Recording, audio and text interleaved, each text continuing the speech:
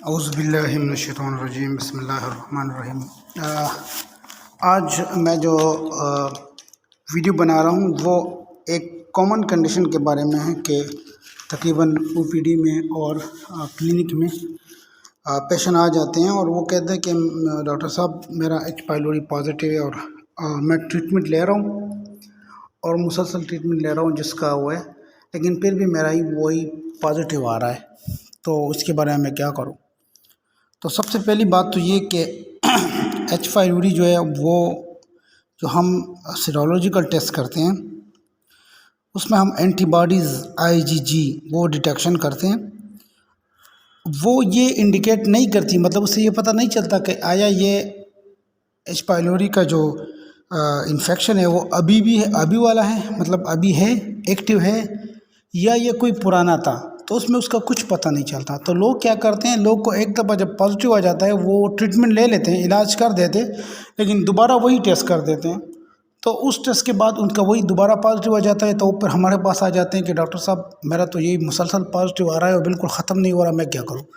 तो ये वीडियो उन लोगों के लिए कि ये टेस्ट जो है ना, ये सिर्फ डिटेक्शन के लिए। एक दफ़ा आपका टेस्ट पॉजिटिव आ गया तो तकरीबन 6 से 18 महीनों के बाद सिर्फ 50% लोगों में ये ख़त्म हो जाता है, बाकी 50% में ये सारी उम्र रह जाता है। तो इस टेस्ट पर आप लोगों ने ये नहीं करना कि बस मेरा ये टेस्ट पॉजिटिव है, जब तक ये नेगेटिव नहीं होगा मैं ट्रीटमेंट लेता रहूँगा।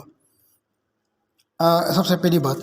दूसरी बात ये कि अब अगर ये टेस्ट पॉजिटिव आ गया और उसको कोई, क्योंकि इस एच पाइलोरी से होता क्या है, एच पाइलोरी आपके मैदे में एक इन्फेक्शन काज करती है और उसको मतलब इन्फ्लेमेशन हो जाती है और वहाँ पर ज़ख़म बढ़ जाता है। तो इससे अल्सर भी बनते हैं और ये लॉन्ग प्रोसेस में कैंसर में मुंतकिल हो सकती है, लेकिन बहुत रेयर केस में होती हैं, क्योंकि जब उसमें वो जो मेटाप्लेजिया हो जाए तो उससे हो जाता है।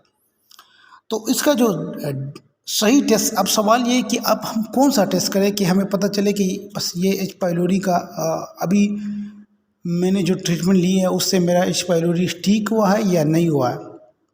क्योंकि जो मैंने कहा कि हम वो टेस्ट करते हैं तो वो तो सारी उम्र पॉजिटिव आ जाती है, सारा टाइफाइड और वो विडाल टेस्ट आ जाता है, ये वही वैसा ही मसला इसका भी है।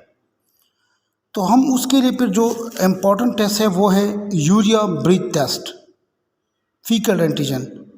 इससे हम स्टूल में मतलब जो पहाना है उसमें हम उसको एच पाइलोरी के एंटीजन को ढूंढते हैं और अगर वो मिल जाए तो हमें पता चल जाता है कि ये एक्टिव इन्फेक्शन है, क्योंकि अभी वाला इन्फेक्शन है।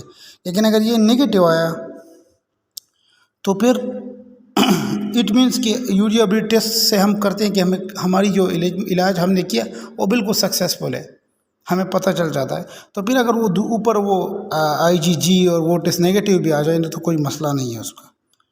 तो ये इसके वो है मतलब ये मैं बताना चाह रहा था कि एच पाइलोरी का टेस्ट जो पॉजिटिव आता है और आपने इलाज लिया हो तो ज़रूरी नहीं है कि आपका वो एच पाइलोरी अभी भी जिस्म में है वो ख़त्म हो चुकी होगी। उसके लिए आपने यूरिया ब्रीथ टेस्ट और ये दूसरा टेस्ट हम करते हैं ताकि हमें पता चले कि अभी क्योंकि फीकल एंटीजन टेस्ट कर जाते हैं कि आया अभी इसका कोई इन्फेक्शन है, एक्टिव है कि नहीं है। और अगर एरेडिकेशन हम देखना चाहते हैं कि हमने इसको ख़त्म किया कि नहीं, तो हम यूरिया ब्रीथ टेस्ट करते हैं। इसके अलावा और भी टेस्ट है, लेकिन जो कि एंडोस्कोपी के ज़रिए हम हिस्टोलॉजी देखते हैं, उसका कल्चर सेंसिटिविटी देखते हैं और ये वो करते हैं। बाकी एरेडिकेशन की जो थेरेपी है वो 10 to 14 डेज़ है और उसमें जो पीपीआई हम देते हैं वो तकरीबन 6 to 8 वीक देते हैं ताकि हीलिंग हो। और इसके अलावा